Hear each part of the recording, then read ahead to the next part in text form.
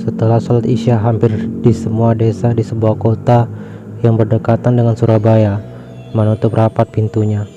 Bagai desa mati, mereka digemparkan dengan berita mengenai Andung Pocong. Kasakusuk yang berawal dari sumber tak jelas itu semakin berasap dan semakin berkembang, semakin membuat masyarakat percaya dan sebagian lagi banyak yang tidak percaya. Di sebuah desa dengan penghuni yang tak begitu banyak, karena mulai banyak yang hengkang, bukan karena ketakutan akan Andung Pocong, tapi karena bau belerang yang semakin menyengat. Sebuah rumah dengan sinar yang redup mengunci rapat pintunya. Rumah itu agak menjorok ke dalam, dengan halaman yang luas tanpa pagar. "Bu, Mas Raka belum pulang kuliah loh, gimana?" Wanita dengan banyak keriput di wajahnya itu terlihat cemas. Dia seakan kebingungan. "Iya Fit, apa mas kamu nggak ngerti soal teror yang itu yang lagi marak di desa kita?" Teror." "Stop, jangan kamu lanjutkan." Menyebut nama itu, Nduk, sentak bulu Senia kaget. Fitri langsung membekap mulut dengan kedua telapak tangan. Bulu Senia langsung melirik ke arah jam dinding. Detaknya semakin terdengar kencang. Degup jantung mereka seakan mengiringi irama detak jam dinding di setiap detiknya. "Hampir jam 9 malam, Bu. Gimana sih mas kamu itu, Nduk? Biasanya kalau Sabtu begini, siang sudah sampai rumah." Gadis SMA itu terlihat duduk di atas kasur dengan memegangi erat kedua lututnya. Beberapa kali dia menggeleng. Fitri juga nggak tahu, Bu. Desa itu seperti desa mati. Begitu juga dengan desa di sekitarnya. Pos kamling yang biasa ramai oleh beberapa warga berjaga terlihat sunyi. Tak ada seorang pun yang berani keluar atau sekedar mencari udara segar di teras rumah mereka. Tiba-tiba, sebuah ketukan terdengar di depan pintu. Tok, tok, tok. Pandangan mata Fitri langsung menatap ibunya yang terlihat tegang. Gadis itu langsung menggenggam tangan erat ibunya. "Siapa, Bu?" Ujar wanita itu seraya meletakkan ujung jarinya di bibir. "Ibu mau kemana?" bisik gadis itu. "Sebentar Pit, siapa tahu kakak kamu, kasihan kan." Tak lama kemudian terdengar kembali suara ketukan itu. Tok, tok, tok. "Ibu," bisik Fitri dengan menggeleng. Wanita itu terus beranjak dari tempat tidur. Dia melongok ke arah ruang tamu. Belum sampai dia mengintip dari balik gorden jendela, wanita itu mendengar suara aneh. Dia langsung membuka mulutnya sendiri. Pandangan kedua matanya menjadi nanar seketika. Jantungnya mulai berdegup sangat kencang. Perlahan wanita itu beringsut mundur. Bulusnya terduduk di ranjang dengan nafas yang tersengal. "Bu," kembali wanita itu menggelengkan kepala dan meminta Fitri untuk tetap diam. Setelah 15 menit mereka lalui dengan penuh ketegangan. Suara ketukan itu tak terdengar lagi. "Fit, ibu tadi mendengar suara itu," bisiknya. "Suara itu?" tanya Fitri ulang. "Iya, ibu mendengar jelas. Kamu nggak dengar?" "Suara seperti apa, Bu?" bisiknya makin merapat ke tubuh ibunya. "Seperti kemerincing lonceng kecil yang ada di..." Bulu Senia langsung menghentikan kalimatnya. Mereka berdua tak berani menyebut Andung Pocong yang sangat menghantui desa mereka. "Fitri takut, Bu," bisiknya. "Hus, tok, tok, tok." Belum sampai Bulu Senia bicara, mereka dikejutkan oleh suara ketukan di pintu. Mata mereka terbelalak. "Fit," Ibu Senia menoleh ke arah anak gadisnya yang masih ketakutan. "Bu," bisik Fitri bergetar. Mereka berdua saling beradu pandang. "Dia datang lagi, Fit," bisik wanita itu. Tok, tok, tok. "Ibu, Fitri," teriak seseorang di luar. "Sepertinya Mas Raka, Bu," teriak Fitri dengan melompat turun dari ranjang. Bergegas dia berlari ke ruang tamu. Bulusnya pun bergerak mengikutinya. Fitri mengintip dari balik gorden. "Iya, Bu, betul Mas Raka," cetusnya senang. Fitri langsung membuka pintu. Raka Ruslun keheranan dengan raut wajah Fitri dan ibu yang masih terlihat pucat. "Ayo cepatan masuk," teriak wanita itu dengan menarik lengan anaknya. "Raka dengan teman, Bu." Wanita itu langsung mengintip keluar. Dia mencoba melihat sosok teman anaknya. Dari balik punggung Raka, sesaat wajah lelaki muda itu menoleh ke arahnya. Bulusnya terperanjat kaku. Kali ini jantungnya berdetak lebih kencang dari tadi. Raut wajah yang dia lihat begitu pucat pasi. Bibirnya terlihat kering, memutih. Siapa dia Raka?" tunjuk Bu Lusnia dengan suara bergetar. "Ini Helmi Bu, teman Raka satu kos," sahutnya seraya mengajak masuk Helmi. "Apa dia lagi sakit?" "Enggak Bu, Helmi tadi baik-baik saja kok," sahut Raka heran melihat perubahan wajah sang ibu. "Masuk nak," ajak wanita itu. Kemudian buru-buru dia menutup pintu rumah. "Raka, kamu kalau pulang ke rumah jangan malam-malam kan? Kan ibu sudah bilang kalau beberapa desa saat ini sedang teror," tegas Bu Lasmina. "Teror apa Bu?" tanya Raka semakin heran. Sedangkan Fitri berkali-kali menutup hidungnya. "Mas, kapan hari ini? Kan Fitri pernah bilang," seru adiknya geram. "Oh, si pocong itu," ucap Raka santai. "Mas Raka, jangan sebut namanya," teriak Fitri. Lelaki muda itu tertawa terbahak dengan sesekali memukul lengan temannya yang terus terdiam. Helmi hanya terdiam mematung. Wajahnya semakin pias dengan menatap lurus ke depan.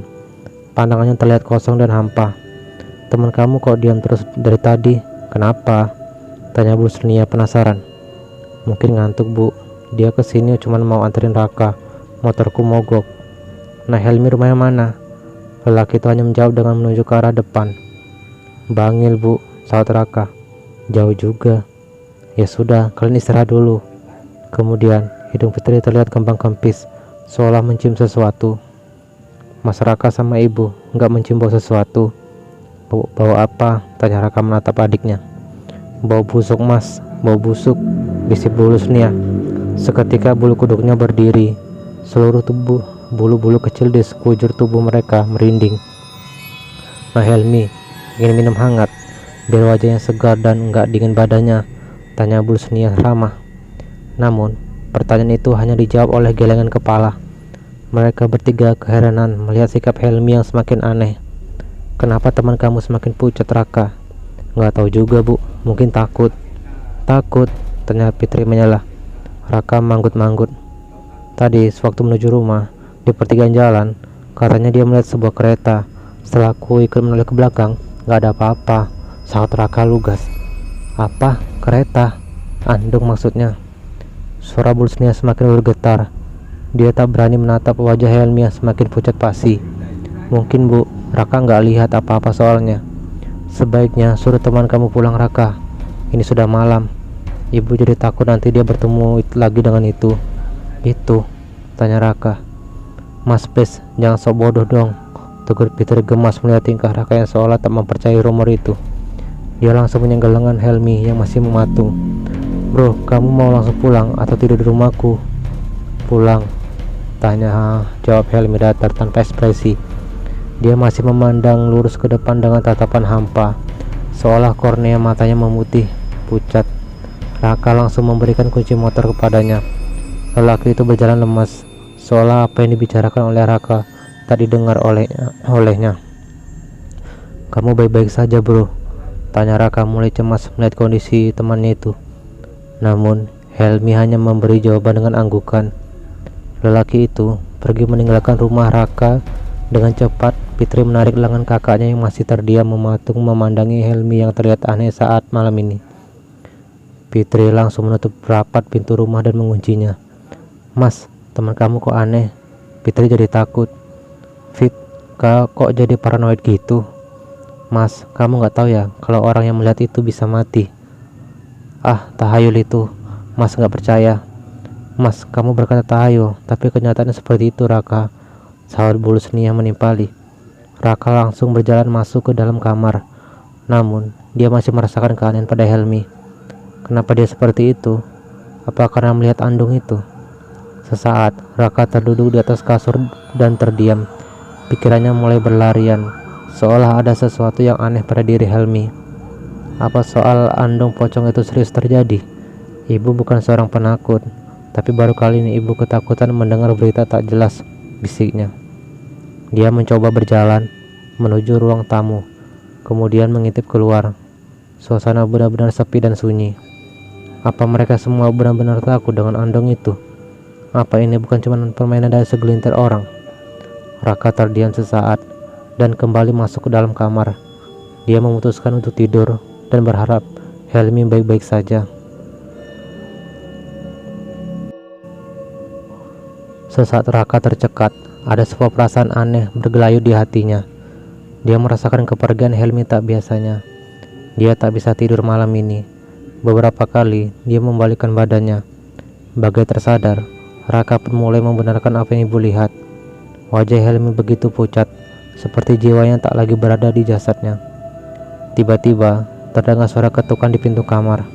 "Mas," sentak Fitri mengejutkan. "Apa? Jangan suka buat aku jantungan, Fit," teriak Raka melorot. "Ih, habis dipanggil dari tadi nggak jawab," seru Fitri protes. "Kamu makan dulu," sahut sang ibu melongok ke dalam kamar. "Enggak, Bu, tadi sama Helmi sudah makan." "Mas Raka nggak bisa tidur?" tanya Fitri mencari tahu. Iya." Seakan teringat akan sesuatu, Raka mendatangi ibunya di kamar depan, meninggalkan Fitri yang masih terbengong. Kemudian gadis itu pun juga mengikuti Raka ke kamar depan. "Bu, apa ibu melihat Helmi berbeda?" Terlihat bulu senia terperanjat dengan pertanyaan Raka. Wanita itu enggan untuk menjawab. "Kok diam sih, Bu? Wajah teman kamu itu..." Bulu senia menghentikan kalimatnya. Dia terdiam dengan pandangan mata yang lekat menatap wajah Raka dan Fitri bergantian. "Kenapa, Bu?"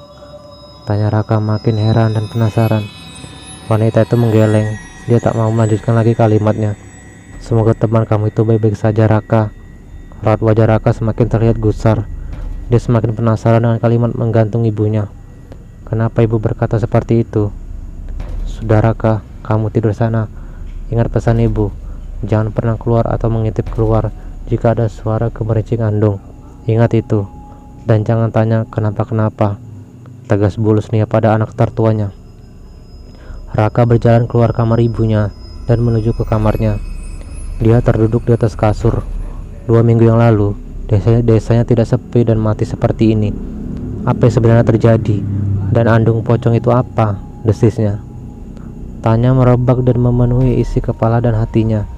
Dia dipenuhi oleh rasa penasaran tak akut, hingga akhirnya tertidur. Belum sampai terlelap, Raka merasakan tubuhnya dicolok seseorang. Dia membuka mata lebar. Pandangannya berpendar, mengitari seluruh isi kamarnya yang tak terlalu luas itu. Tak terlihat seorang pun. Mungkin perasaanku saja. Raka mencoba kembali untuk tidur. Dia merebahkan tubuhnya dan menarik selimut yang berada di ujung kaki. 30 menit kemudian, Raka mendengar suara pintu kamar diketuk lirih, bahkan hampir tak terdengar. Dengan malas, dia membuka mata, kemudian mencoba memasang telinga. "Apa ibu?" kata Fitria, tanya dalam hati. Raka memutuskan untuk turun dari ranjang.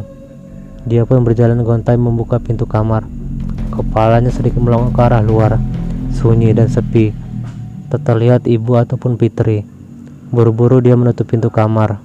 Namun, dia seperti melihat bayangan seseorang duduk di kursi ruang tamu. Dek, keraguan meliputi hatinya. Raka mencoba untuk kembali membuka pintunya pelan. Dia mengintip dari celah pintu. "Helmi," desisnya.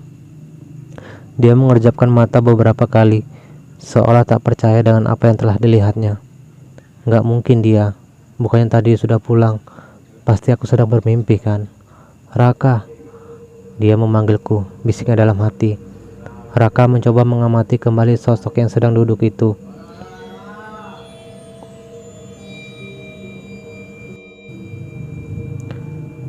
Wajahnya mengarah pada dirinya saat ini. Tatapannya tampak kosong. "Bukannya kamu tadi sudah pulang?" tanya Raka masih di balik pintu kamar.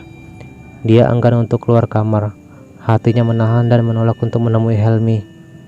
"Aku gak bisa pulang, Raka. Tolong aku. Gak bisa pulang bagaimana?" "Bagaimana aku menolong kamu? Antar aku pulang." Malam-malam begini, Helmi mengangguk pelan. Kemudian dia menangis.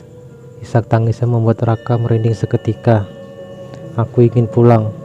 "Ya, kamu bisa pulang lewat pintu itu dan pulang, Helmi. Selesai." "Aku ingin pulang," teriak Helmi kencang dan suaranya terdengar mulai berbeda. Bagai tersentak, Raka tersadar jika lelaki yang sedang diajak bicara bukanlah Helmi. Tiba-tiba sosok itu berubah menjadi putih. Kedua matanya melotot dan bibirnya berkerut-kerut, seakan tenggorokannya tercekat dan kering. "Pocong!" teriak kencang. Tubuh Raka bergetar hebat. Guncangan lembut bagai menyadarkannya. Mas Raka, teriak Fitri yang sudah berdiri sebelahnya. Ada apa? Tanya Bulus Nia cemas. Keringat membasahi wajah dan tubuhnya. Nafasnya terengah-engah. Raka seperti bermimpi, Bu. Tapi Raka benar-benar melihatnya. Dia tertunduk tajam, seolah mencoba mengingat kembali apa yang sedang terjadi. Apa yang kamu lihat? Helmi berubah menjadi pocong, Bu, ujarnya dengan menggenggam erat telapak tangan ibunya. Mas, jangan buat aku takut dong, cetus Fitri. Fitri semakin merapat dan memeluk ibunya. Serius, Pit, seperti nyata. Aku melihat Helmi duduk di kursi, sama seperti dia duduk tadi, Bu, ucap Raka terhenti. Matanya sambil memerah, raut wajahnya sangat tegang. Fit, ambilkan minum mas kamu. Gak mau, Bu. Fitri takut ke dapur, elaknya. Bulus Nia keluar kamar. Kini Fitri duduk di sebelah kakaknya yang masih tegang. Ini, kamu minum dulu, Raka. Segelas air putih itu habis. Sepertinya Raka benar-benar ketakutan oleh mimpinya. Bu, apa telah terjadi sesuatu dengan Helmi? Semoga dia baik-baik saja, Raka. Tapi Bu, dia minta aku mengantarnya pulang sebelum pocong itu muncul, ujar Raka semakin cemas. Kalau sudah pagi, coba kamu telepon rumahnya, biar kamu tenang ya. Raka mengangguk. Kali ini dia sepakat dengan pendapat ibunya yang sering dia bantah. Apalagi sesuatu yang terlihat tak masuk akal dalam nalarnya. Ini sudah mau subuh, mending nunggu sekalian. Iya, Bu. Fitri, temani kakak kamu dulu. Ibu mau masak air dulu, pinta Bulus Nia. Emang masyarakat masih takut? Tanya Fitri seolah mengejeknya. Gak usah kamu temani, sentak Raka. Bulus Nia terlihat keluar rumah. Mentari pagi sudah menampakkan ronanya. Dia berjalan menuju sebuah warung sayur. Terlihat beberapa ibu-ibu sudah ramai di tempat itu. Ada apa nih? Masih pagi udah ramai banget, tanya Bulus Nia. Bulus Nia, aku dengar semalam ada yang tertabrak truk persis di depan pintu keluar gerbang desa kita. Jatuh salah seorang tetangga. Ya Allah, beneran, Bu? Tanya Bulus Nia terkejut.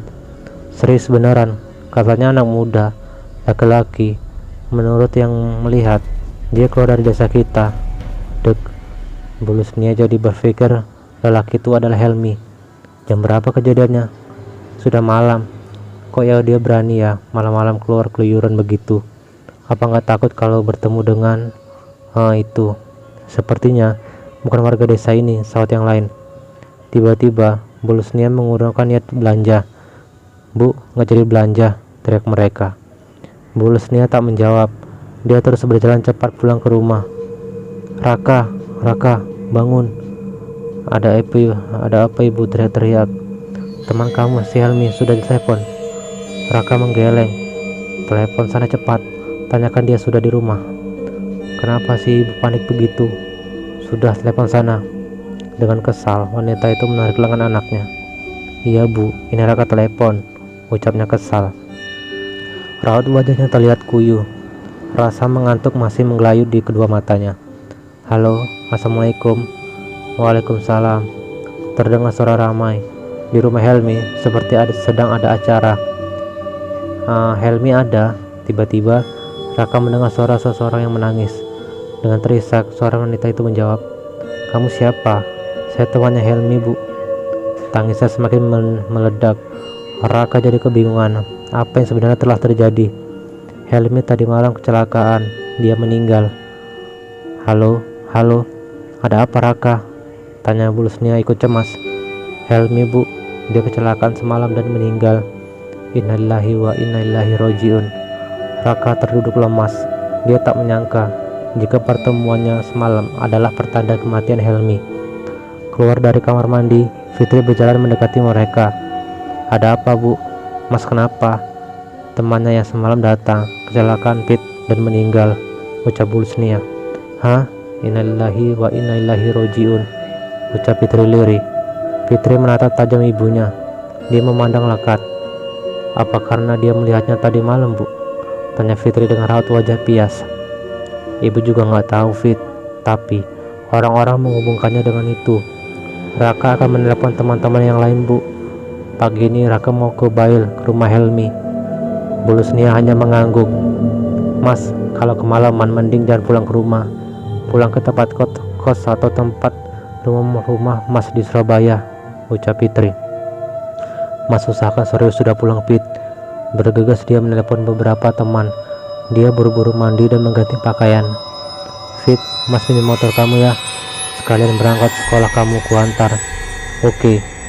Di rumah itu sudah banyak pelayat berdatangan. Terlihat Raka dengan 5 orang temannya duduk di dalam rumah. Mereka bersiap untuk melaksanakan sholat jenazah. Setelah selesai, Raka dan teman-temannya mulai mengiringi keranda mayat Helmi ke kuburan. La ilaha illallah, la ilaha illallah. Tetesan air mata Raka mengalir. Sesaat dia merasa tak mampu melanjutkan langkahnya. Namun dia berusaha keras untuk tetap mengiringi kepergian sahabatnya baiknya itu. Kembali kata-kata Helmi terngiang dalam ingatannya. Aku ingin pulang, aku ingin pulang. Jangan melamun Raka, bisik Aditya. Gila bro, dia semalam masih sama aku, saut Raka. Sudah, ikhlaskan kepergian dia, saut Melisa. Iya, ikhlaskan dia Raka. Kasihan mayatnya kalau kamu tangisi, ucap Aditya. Raka menahan tangisnya. Dia ingin menceritakan kejadian aneh itu pada teman-temannya, tapi Raka mengurungkan niatnya. Raka berpikir mereka pasti tidak akan percaya dengan kisahnya. Tadi kamu ingin cerita tentang apa Raka? Tanya Melisa. Enggak deh, kapan-kapan aja. Teman-temannya sedikit heran dan penasaran melihat perubahan pada diri Raka yang terlihat tidak tenang, seolah ada sesuatu yang sedang dia pendam. Apakah mereka akan mempercayai cerita tentang andong-andong pocong itu? Tanya dalam hati Raka menyeruak. Saat ini dia butuh seseorang yang bisa memberi penjelasan atas hal yang tidak masuk akal ini. Tapi siapa? Jangan pernah menyebut namanya. Jika mendengar suara kemerincing, jangan mencoba untuk melihat atau keluar rumah. Raka dalam perjalanan pulang dari rumah almarhum Helmi, dia memonceng Melisa, sedangkan Aditya membonceng Angga. Raka sengaja berbelok ke arah pom bensin. Raditya menunggu mereka di depan toilet. Kita main dulu aja ke rumah Raka, gimana? Tanya Angga pada Raditya. Kita tunggu mereka. Tapi Melisa? Iya juga, saut Angga. Raka yang melihat kedua temannya itu langsung mendekat. Ada apa? Tanya Raka heran. Ini kan masih sore, kita main ke rumah kamu dulu gimana kah? Tanya Angga. Tampak Raka terdiam. Dia tak tahu harus memberi penjelasan yang seperti apa pada mereka. Kasihan Melisa, saut Raka mencari alasan. Aku nggak apa-apa. Nanti pulang bisa naik taksi atau kamu anterin rumah aku, kan nggak terlalu jauh, cetus Melisa. Lama Raka tak memberi jawaban pada mereka. Akhirnya dia memutuskan, baiklah, dengan satu syarat, tegasnya. Pakai syarat segala sih, celetuk Angga kesal. Kalian boleh main di rumahku, asalkan menginap. Mereka bertiga hanya melihat ke arah Raka dengan penuh tanda tanya. Aku mau menceritakan sesuatu hal yang terasa aneh, tidak masuk akal, dan pasti kalian tak akan percaya dengan ceritaku. Angga dan Raditya langsung tertawa. Segitu yakinnya kalau kita tak akan percaya Raka, cetus Angga. Sangat yakin, karena aku paham pola pikir kalian, jawab Raka. Cepat putuskan, keburu malam, saut Melisa. Oke, aku terima tantangan kamu.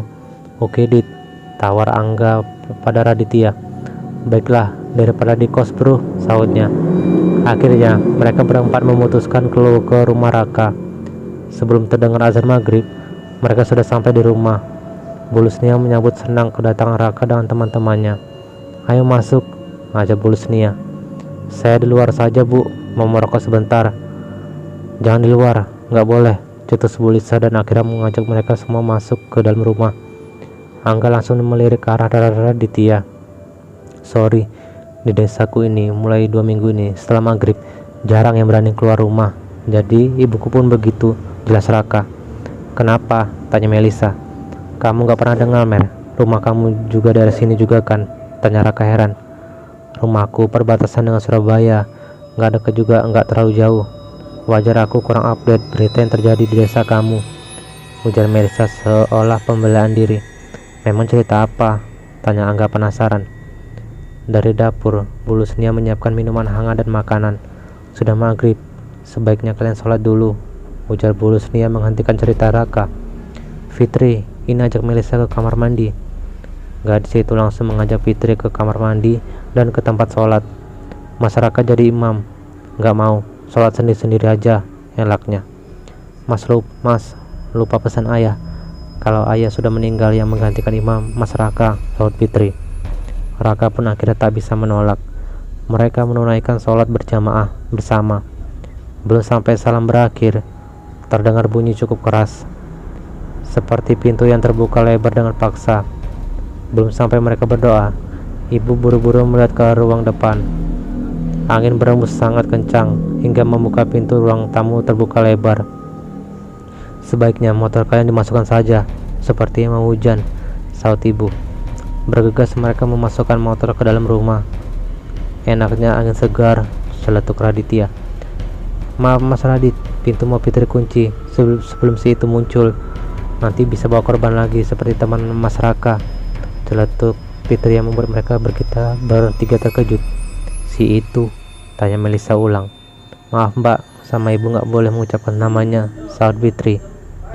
Mereka bertiga memandang ke arah Raka seolah meminta penjelasan. Teman yang dimaksud adikmu, Helmi, tanya Melisa. Raka hanya bisa mengangguk. Maksudnya gimana? Cerita dong, tanya Raditya mulai penasaran.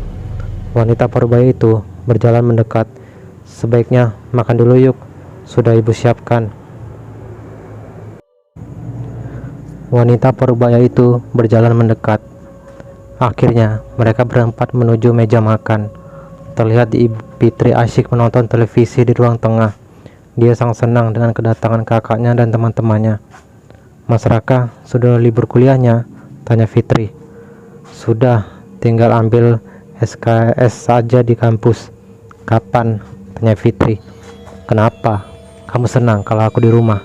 Ada teman gitu, saat Raka menggoda. Iya mas, Fitri kalau malam hampir gak bisa tidur. Takut kenapa? Tanya Angga. Ada itu.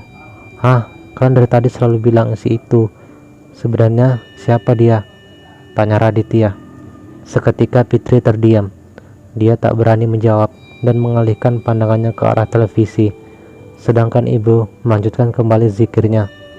Suara Fitri petir menggelegar mengejutkan mereka. Tak lama kemudian, hujan sangat deras. Bau tanah langsung menyeruak segar. Aku sepertinya harus pulang Raka, ujar Melisa. Bukannya aku tadi sudah bilang, kalian boleh main ke rumah asal menginap Melisa. Lagian siapa yang antar kamu? Masalahnya perasaanku jadi gak enak, tenang gini, sahutnya. Gak tenang bagaimana? Tanya Angga. Entahlah, tiba-tiba bulu kuduku berdiri dan merinding sekarang, ucap Melisa. Raditya menyenggol bau Raka. Ada cerita apa di balik kematian Helmi? Tanya Raditya. Sebenarnya, aku pun kemarin belum tahu mengenai rumor ini. Aku sendiri belum tahu dari mana sumbernya berasal. Tapi warga desa sini dan sekitar sangat ketakutan bila malam hari. Mereka takut jika Raka menghentikan kalimatnya dan menoleh ke arah Fitri yang sedang menatapnya. Sesekali, gadis itu menggeleng, seolah dia tak ingin jika sang kakak menyebut nama itu. Aku harus mengatakannya Fit, biar mereka paham. Kemudian, Raka melanjutkan kembali ceritanya. Saat malam hari, desa ini seperti desa mati. Setelah selesai Isya, tak ada warga yang berani keluar rumah. Mereka takut dengan andong pocong. Sesaat Radit tersedak, dia langsung menyambar segelas air putih yang terletak di depannya. Andong pocong, aku baru dengar, ucap Angga. Sebentar, aku sepertinya pernah dengar. Tapi dari siapa ya? Ucap Melisa. Dahinya terlihat berkerut, seolah dia sedang berpikir keras. Barang siapa yang melihat andung itu, dia bisa mati. Dan jika mendengar suara kerincing dari andung, jangan pernah membuka pintu atau hanya mengintip, karena kusa dari andung itu adalah pocong, ucap Melisa menjelaskan. Dan kau percaya? Tanya Radit. Enggak, bagiku cuma rumor yang hanya menakuti warga saja, jelas Melisa. Tapi sebelum Helmi datang ke rumah, dia melihat sebuah kereta. Apalagi kalau bukan andong itu. Sejak itu dia terlihat aneh. Wajahnya menjadi sangat pucat, seolah jiwanya tak berada dalam raga. Awalnya aku pun tak percaya, tapi kematian Helmi seakan membuatku harus percaya. Bagaimana dengan kalian? Tanya Melisa pada Radit dan Angga yang terbengong mendengar cerita Raka. Radit hanya mengangkut ke bahunya. Kalian harus percaya, cetus Bulus Nia. Mereka langsung mendongak ke arahnya. Setiap daerah pasti memiliki suatu larangan. Jadi mau tidak mau, karena kalian sudah mendengar ceritanya, harus percaya, ucap Bulus Nia. Tenggorokan Melisa langsung tercekat. Dia merasa omongan Bulus Nia hanya sebuah ketakutan semata, tanpa bukti nyata. Kamu masih ingin pulang? Tanya Bulus Nia pada Melisa. Gadis itu mengangguk. Hujan deras pun mulai reda. Silakan. Tapi jika terjadi sesuatu seperti almarhum Helmi, jangan salahkan kami. Iya Bu, doakan saja saya baik-baik dan tidak terjadi apa-apa, sahut Melisa. Serius kamu mau pulang? Tanya Raka dan teman-teman yang lain. Iya, tolong pesankan taksi Raka. Mereka tak bisa menahan kemauan kuat gadis itu. Maaf Raka, tapi aku tak percaya hal seperti itu. Jika di rumahmu terus perasaanku semakin tidak nyaman, bisik Melisa di telinga Raka. Kemudian Raka berjalan menuju telepon rumah. Dia memesan taksi. Terdengar suara azan Isya berkumandang. Sudah salat Isya Mel, mending pulang besok, sahut Raditya. Keinginan Melisa tak lagi bisa dicegah. Mereka duduk di ruang tamu sambil menunggu kedatangan taksi. Suasana mulai terasa tegang. Jantung mereka berdegup kencang. Kamu serius pulang? Tanya Angga sekali lagi. Iya, di sini suasananya gak enak banget. Kakak berani sekali. Apa serius? Kakak gak percaya cerita ini? Tanya Fitri dengan ratu wajah tegang. Kalian jangan mudah terpercaya oleh cerita rumor tak jelas seperti ini. Bisa saja kematian Helmi tak ada sangkut pautnya dengan andung pocong itu, sahut Melisa tegas. Ih, kakak, sebut lagi nama si itu, celetus Fitri meringis. Nah itu taksinya, teriak Melisa. Bergegas dia berpamitan dengan Bulus Nia. Fitri dan teman-temannya gadis itu terlihat santai. Dia keluar rumah tanpa takut. Raka ikut mengantar hingga halaman rumah bersama Angga dan Raditya. Hati-hati Mel, sampai rumah telepon, cetus Raka khawatir. Oke, makasih ya.